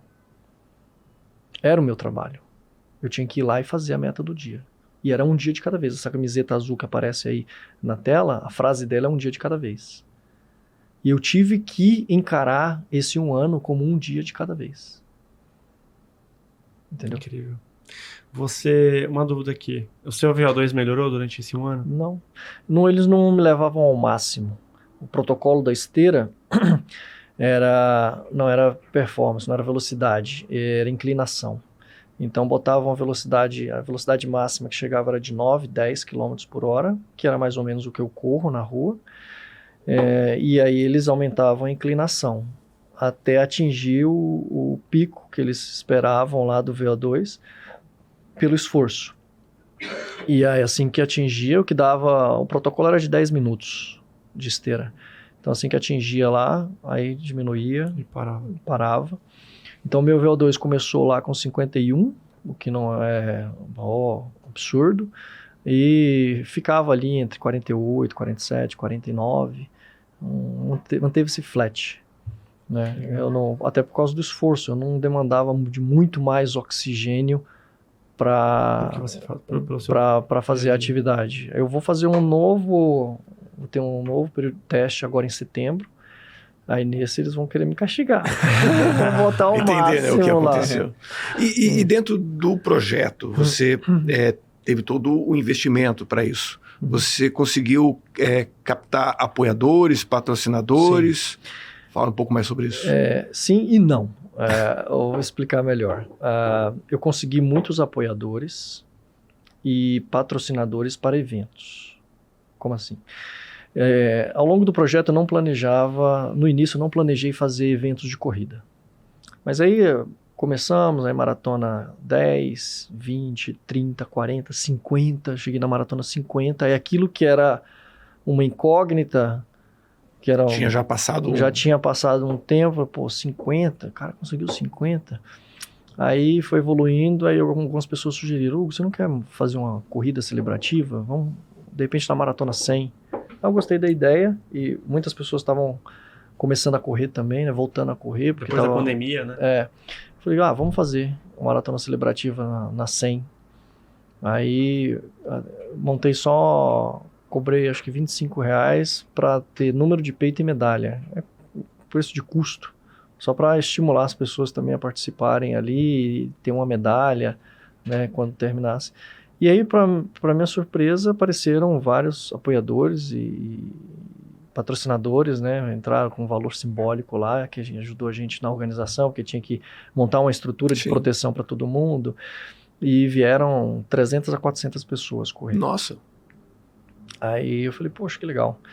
Aí a intenção era fazer também um evento celebrativo na 200, na 300 e na 365. Só que aí com a lesão na 150, eu não consegui me recuperar a tempo da 200, cancelei e a gente fez na 250. Na maratona 250 vieram outros apoiadores e patrocinadores para o evento. E tivemos ao todo lá 1.500 pessoas participando do evento. Aí nesse já tinha camiseta e tudo, e aí o preço era um pouco maior, acho que era R$50. E aí já começamos a nos planejar para a maratona 365. E aí na 365 o evento foi bem maior, mudei o local, porque conversei com o prefeito, conversamos com o secretário de esportes, aí decidimos fazer no centro cívico, que tem uma pista de atletismo, que tem uma questão simbólica, né? Poxa, o que eu estou fazendo diz respeito ao esporte, à saúde. E americana, aí você finalizar dentro de um centro de esportes. Achei bem legal, foi até a ideia de um amigo meu, Paulo Brito. E aí deu certo, organizamos e vieram outros patrocinadores, novos patrocinadores, e aí com valores maiores. Então, para os eventos, e tive o apoio sempre de um supermercado local lá, o São Vicente, que devo muito a eles também, sempre parceiraço, desde o início, e ajudaram a fazer um evento ainda mais bonito, né, para as pessoas. Além dos outros patrocinadores. Então, para os eventos, eu consegui patrocínio. Agora, para o atleta, é muito difícil. Até porque o que eu me propus a fazer é algo atípico, né, incomum. Então, pode ser que as empresas tradicionais que investem em esporte olhassem isso mais como risco do que como oportunidade. O período também foi o que eu levo de aprendizado, né, o período também não foi propício, pelo que eu comentei, né? Pós-pandemia, guerra na Ucrânia, Copa do Mundo, eleições. O fato de já estava totalmente focado nisso. Então, assim, as empresas trabalham com projeção de custos, né? De budget para o ano seguinte. Como eu comecei no segundo semestre de 2022, eu já não conseguiria nada em 2022. Aí a chance era conseguir algo para 2023. Mas isso estava meio esquisito, né? Só que 2023 eu não conseguia conversar com ninguém, porque tava todo mundo em Copa do Mundo e tudo. Eu falei assim, cara, quer saber? Eu tenho recursos para ir do início ao fim. Se eu for ficar gastando energia em bater em um monte de portas para conseguir patrocínio, isso vai me frustrar, vai me desmotivar e eu vou perder o foco. E aí eu larguei isso de lado, falei, vamos me concentrar em executar o projeto, em entregar o propósito. E foi. Vou fazer a provocação. Você é empresário que está aí assistindo, vou aqui provocar você, Hugo, também. Tem o desafio do Pateta lá na Disney, né? Que você corre 5, 10, 21 e 42. Acho que era justo que houvesse um desafio propósito. E que fosse essa escadinha para que todo mundo possa fazer sua primeira maratona. Por que não? Se você quiser patrocinar essa ideia, só procurar o Hugo lá no Instagram. Show de bola, valeu. A gente pretende... Ia ser legal, cara. Ia ser bom. Legal. A gente pretende fazer eventos aí, até uma iniciativa lá do governo local de Americana, né? O vereador que foi lá no último dia, ele já está submetendo para aprovação na Câmara Municipal ter o dia do Projeto Propósito, de transformar essa maratona em um evento do calendário da cidade. Isso é turismo, né? Fantástico para a cidade. Não, é porque movimenta a cidade, né? Movimenta a rede hoteleira, movimenta a economia local. Então, eu acho bacana e pode ir de encontro a essa ideia que você acabou dando. É um ciclo positivo, né? Sim, porque você tem todo o movimento de negócio da cidade, mas principalmente também do estímulo da pessoa ter um hábito positivo de corrida. Estimular as pessoas a virem para o esporte. Cara, o Sim. esporte, a corrida, ela transforma. Né? Transforma vidas. Então, transformou a minha vida. Né? E ela vai te transformar de um jeito que você não conhece. Eu queria só fazer a última pergunta, e eu já queria abrir para as perguntas. Breno, depois se puder me dar as perguntas. A minha pergunta para você, Hugo, você acha que por você ser de exatas, você conseguiu controlar melhor os indicadores, a alimentação, a hora certa de consumir cada coisa? Porque foi uma prova, não só uma prova física, mas foi uma prova matemática para você, eu acredito. Sim. O fato de ser disciplinado também ajudou. Eu sempre fui muito racional. Acho que a disciplina me ajudou mais nisso, em fazer as coisas do jeito certo. Eu sabia que tudo era importante. A alimentação era importante, a hidratação era importante, o sono era importante, o fortalecimento era importante, o equilíbrio familiar era importante. Então eu tinha que ter disciplina em tudo isso. Se eu não tivesse disciplina em nenhum desses fatores, algum deles iria me derrubar. Então, eu classifico que não só o fato das exatas. Exatas me ajudou porque é aquilo ali, né? Exatas é mais racional. E a disciplina foi fundamental. E é número, né? Toda hora a gente está falando protocolo, número, etc. Tudo Sim. foi base. Aqui tem uma pergunta do André, acho que é André Marques. Agora que o projeto foi finalizado, vai reiniciar ou vai voltar à vida de antes do projeto? Essa pergunta acho que você já respondeu, mas eu vou deixar você comentar. Agora é a segunda etapa do projeto. O projeto não acaba aqui, né? Acabou a primeira etapa, que foram correr as 366 maratonas. O projeto eram 365, mas aí como o colega lá belga e o britânico fizeram 365, eu falei, deixa eu fazer mais uma, né? Você fez mais uma? Eu fiz a 366. Você devia ter mancado, né? Agora o cara não consegue voltar mais, né? Mas foi isso, né? Eu sempre pensei em fazer a 366, desde o início. Até que eu fiz números de peito, mas eu não contei. Deixei surpresa pro final mesmo. Mas desde o início eu pensava em fazer a 366. Então... Daí você entrou pro Guinness. Vou submeter. Eles não submeteram, tá? O recorde hoje no Guinness são 82 maratonas. Mas eu pretendo submeter, vamos ver análise que eles vão fazer. É muito rigoroso para entrar no Guinness. A série de exigências que eles fazem é absurda. Eu acredito que eu consegui atender. Você documentou tudo, né? Eu corri com 2 relógios para não ter problema de perder um dia. Imagina, você está lá no quilômetro 38, 40 e paga o relógio. Então tem os GPS que eles pedem, tem formulários com testemunhas, tem fotos, vídeos, tem notícias. Então eu tenho tudo isso aí. Eu vou mandar para eles. Óbvio que leva um tempo grande para analisar tudo isso. Pode ser que leve até um ano. Mas eu vou submeter e vamos ver qual vai ser a análise deles. Perfeito. Próxima pergunta aqui ele fala, né? Como foi acordar o dia... acho que ele tá sabendo mais que eu, então. Porque ele fez a pergunta assim, como foi acordar no dia seguinte após a maratona 366? Ou seja, ele já sabia que você fez 366. Sabia. Foi estranho, mas foi bom também. Porque... Não tem que correr, né? Foi bom, né? Descansar. Sensação de missão cumprida e um vazio também. Você acaba sentindo um vazio porque, acabou, e agora? Não tenho mais essa necessidade de correr os 42. Minha rotina vai ter que mudar. E aí eu fui tomar café, meu primeiro café da manhã, depois de um ano, e eu tomei o café da manhã com a minha esposa. E aí eu fui fazendo o resto das coisas. E agora você precisa ocupar a cabeça com outras coisas, né? E é importante você ter bem planejado quais são as próximas etapas do que você vai fazer, justamente para você não ter essa sensação de vazio, né? E agora? Então, eu tenho várias outras atividades que eu estou trabalhando agora. Então, saindo daqui, eu tenho uma reunião para falar sobre o livro.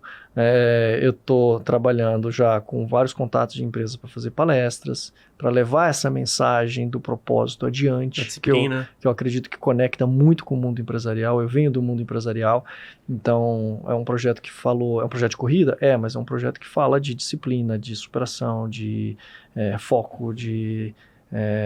autoconhecimento, de propósito. Então, conecta muito com o mundo empresarial. Já que você comentou isso, quem quiser te contratar para uma palestra, é só chamar você no Instagram, direct? Pode mandar um direct ali no Instagram, no WhatsApp, quem tiver meu contato. Cara.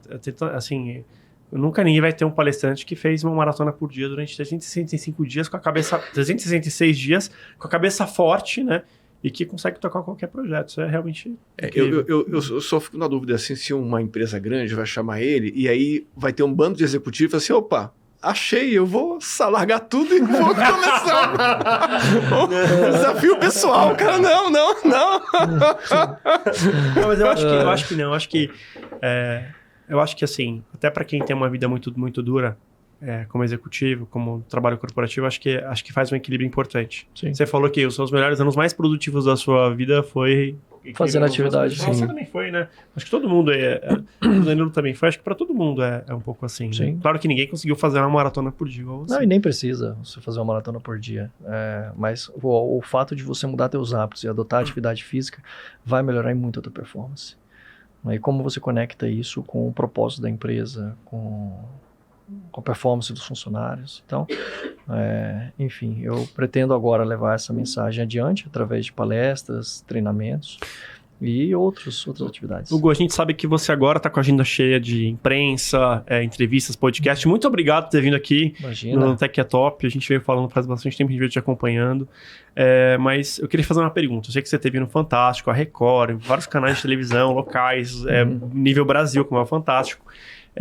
Eu sei que hoje está muito mais fácil você ver o impacto que você causou na vida das pessoas. Tem milhares de pessoas que te seguem hoje, milhares de pessoas que te acompanham, que são fãs absolutos de você.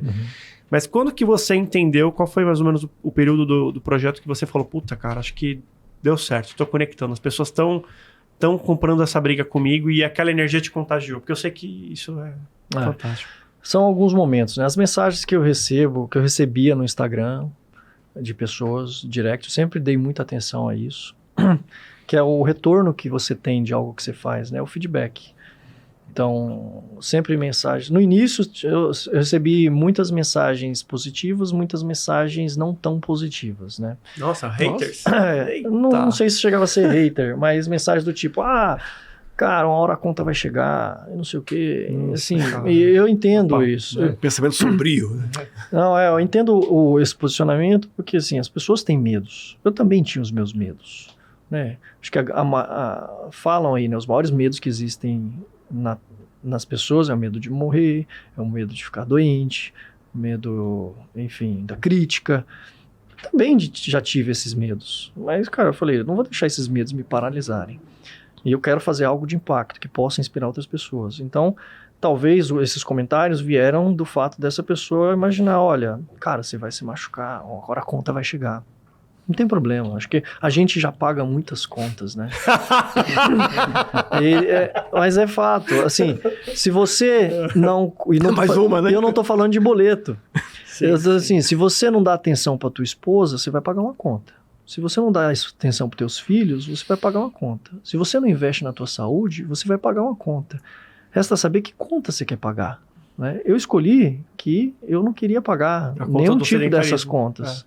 Se eu tiver, eu senti muitas dores, mas eu preferi sentir as dores da atividade física do que sentir as dores provenientes da falta de atividade física.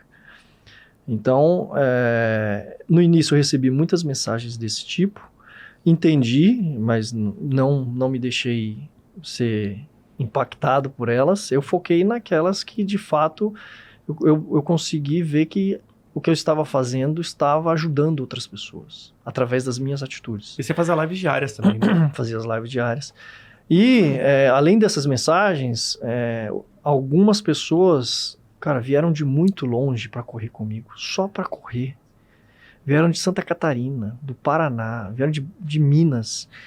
Pegaram o carro... Não vieram para uma prova, vieram para... Não, vieram acompanhar. Vieram para acompanhar, chegaram num dia, no outro correram e depois foram embora. Eu falei, tem doido pra tudo nessa vida. Medo do cara, por exemplo, Hugo, eu tô indo para ir para correr com você, onde é que você mora? Sei lá, você não ficou com medo de passar? Não, até porque eu moro num condomínio e aí eu marcava o ponto de encontro sempre ali na saída do condomínio. Então, tinha essa preocupação no início, poxa, será que eu vou estar botando em risco família e tudo, essas coisas? Mas aí eu entendi que não. As pessoas que se aproximam são pessoas do bem. Esporte, né?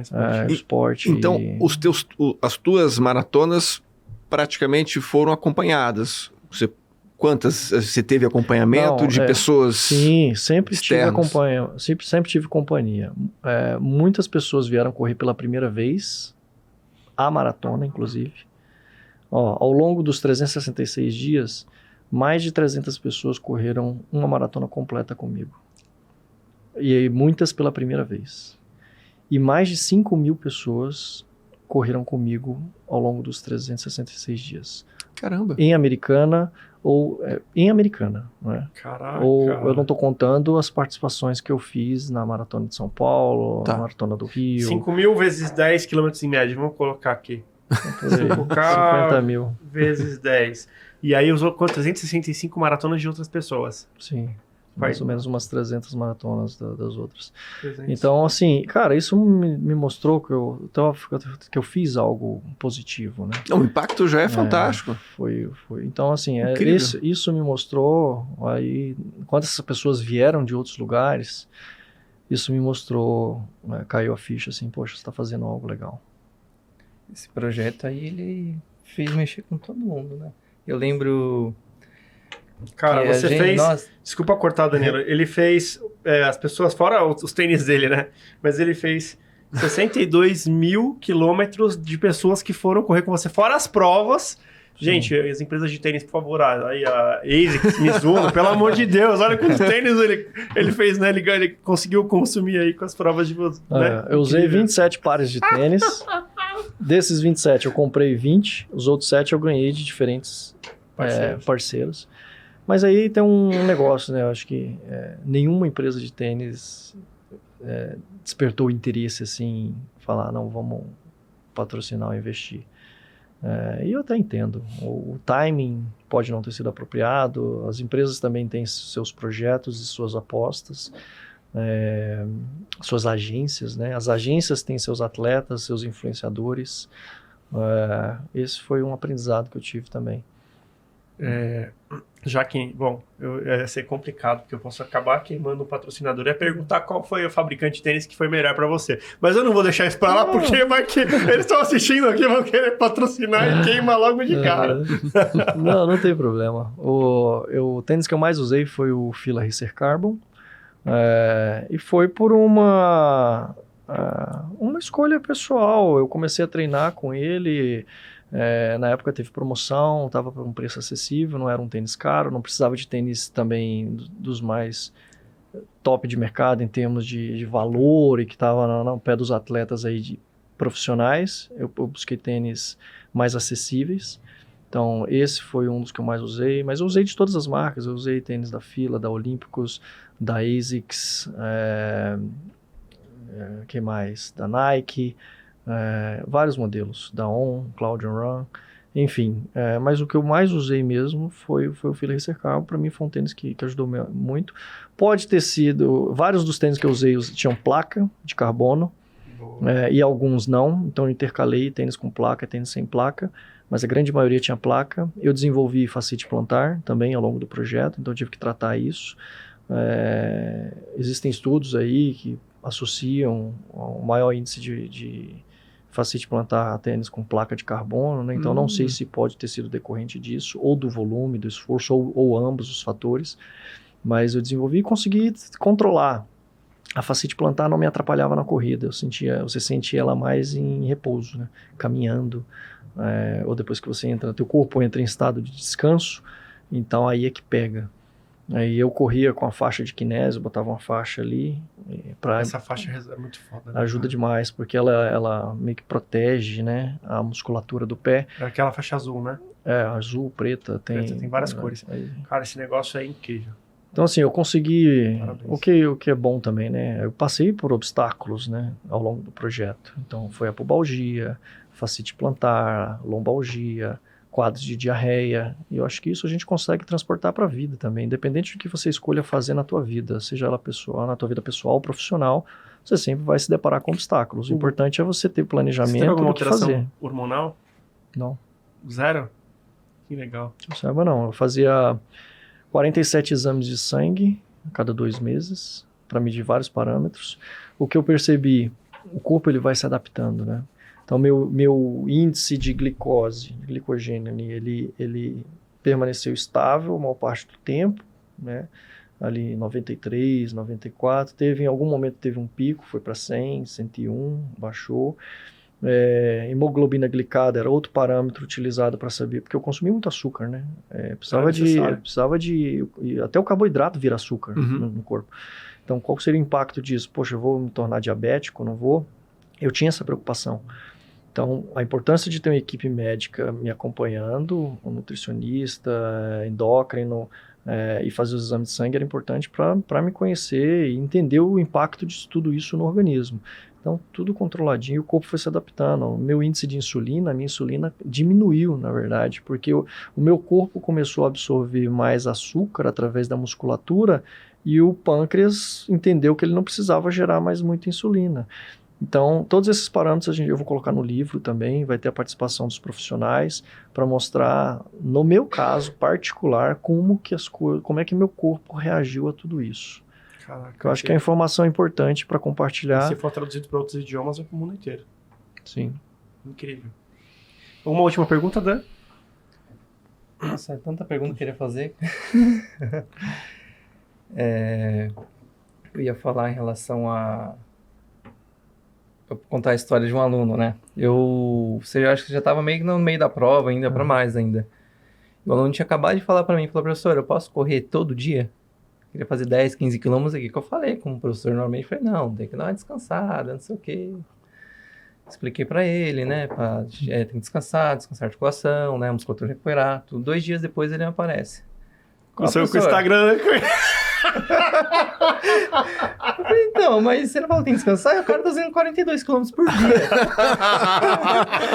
Aí você já dá aquela coçadinha na cabeça. Eu falei, então. Vou fazer meme desse corte. Eu falei, poxa, então, você tem que ver que o propósito dele é outro. Né? Você tá querendo emagrecer, né? Você tá querendo fazer uma corridinha mais tranquila. O propósito desse cara é totalmente diferente. Com certeza ele deve ter uma equipe ali acompanhando para, de repente, diminuir o risco. Né? O risco. Né? Porque assim, a ciência ela não é exata. Né? Vai ter estudo que mostra que se for por um caminho é mais fácil você atingir isso, e sempre tem alguém que não responde ao estudo. Né? Que provavelmente ele deve ter quebrado um monte de coisa, né? Um monte de paradigma no estudo. Falar, você correr um mês seguido, 42 km, você vai arrebentar seu joelho. E o cara fez 1 ano, né? 366 dias, né? Para deixar bem claro, de maratona não é para qualquer um. Né? Então, é uma mensagem pro pessoal, né? Que o propósito dele foi outro, né? Foi um baita de um propósito que vai ajudar muito com a ciência também, né? Porque a gente ainda tem muita dúvida, não é qualquer um consegue fazer 1 ano seguido de maratona. E acho que é isso. Mas é uma coisa interessante, né? Eu tava vendo ontem no canal de esporte e tava falando assim, que o ser esportista é você usar o máximo possível de acordo com o que a sua capacidade física te proporciona. Então, tudo bem, talvez nem todo mundo consiga correr 366 dias, mas qual é o máximo que com um acompanhamento você consegue chegar? E eu acho que a gente precisa chegar muito mais longe do que a gente imagina. Sim. Acho que essa é a grande questão. Com certeza. É importante ter acompanhamento. É importante você saber o que está fazendo, você se conhecer, você saber onde você tá se metendo. Não ser uma aventura descabida, sem conhecimento. Então dá um recado para quem ainda não começou a correr nessa câmera, o que é a nossa despedida, por favor. Legal. Pessoal, acredite no seu sonho, independente do que você se propõe a fazer. Se planeje, pesquise, estude bastante, treina muito, treina até o impossível parecer fácil. E acredita na tua ideia, vai em frente, cerque-se de pessoas que vão te ajudar, acredite nas pessoas, você não precisa ir atrás dos melhores profissionais, tem pessoas próximas a você, comuns, que podem te ajudar. No projeto, é um projeto que fala de pessoas comuns fazendo coisas incríveis. Eu nunca tive sozinho, eu tive junto de outras pessoas comuns, que eu me considero uma pessoa comum. Hoje podem olhar para mim por causa do feito que foi realizado, mas antes de fazer isso, eu sempre fui uma pessoa comum e continuo sendo. Então, isso é sobre pessoas comuns fazendo coisas incríveis. Acredita na tua ideia, acredita no teu sonho e vai em frente que vai dar certo, por mais que digam o contrário. Olha que lindo. Perfeito. Quem quiser te seguir nas redes sociais, eu sei que você já está bem conhecido, mas só para relembrar as pessoas. Bom, quem quiser me seguir, Hugo Farias 365 no Instagram e no YouTube. Maravilha. Dan, quem quiser te seguir no Instagram, conhecer o seu trabalho. Dedan Personal. Dedan Personal. Show. D mudo, né? D personal. Perfeito. Quem quiser começar a correr, ó, tem o Danilo, que ele é professor de corrida e especialista nessa área também. Agora, Richard, quem quiser, eu não sei o seu sobrenome, eu não vou falar nem a pau. Então, por favor, quem quiser seguir você, acompanhar as provas que você faz, os eventos que você produz. Legal. Olha, o meu Instagram é pessoal, RYCKJR. Rick Jr. Pode seguir. RYCKJR. Tá fácil. Tá fácil. Perfeito. Eu fui um dos primeiros, a idade já foi revelada aqui, então, uma das primeiras contas do Instagram, primeira do Orkut, Facebook. Eu acho que a corrida vai deixando a nossa barba branca. O meu, Gmail é mesmo. Isso é fato. Deixa. São os benditos radicais livres. A preocupação com o resultado deixa a barba branca. E agora, Hugo, triatlon. Você falou que fazia triatlon, vou voltar pro triatlon. Sim, não vou parar de praticar atividade física. Eu tô correndo ainda, mas já vou pegar a bike ali, que ela chora todo dia que eu entro lá na dispensa, ela tá parada. Agora o projeto propósito vai ser um Ironman por dia. Brincadeira. Quem sabe? E nesse clima de festa e de alegria com o esporte que a gente termina esse Tech Top. Você que gostou, por favor, curta, compartilha, manda pros seus amigos. Que tenha tocado seu coração, que faça a sua vida ter um novo significado, além de tudo que você já faz na sua vida, mas o esporte com certeza vai te levar mais longe. É isso aí, pessoal. Muito obrigado, fiquem com Deus e até o próximo episódio. Tchau!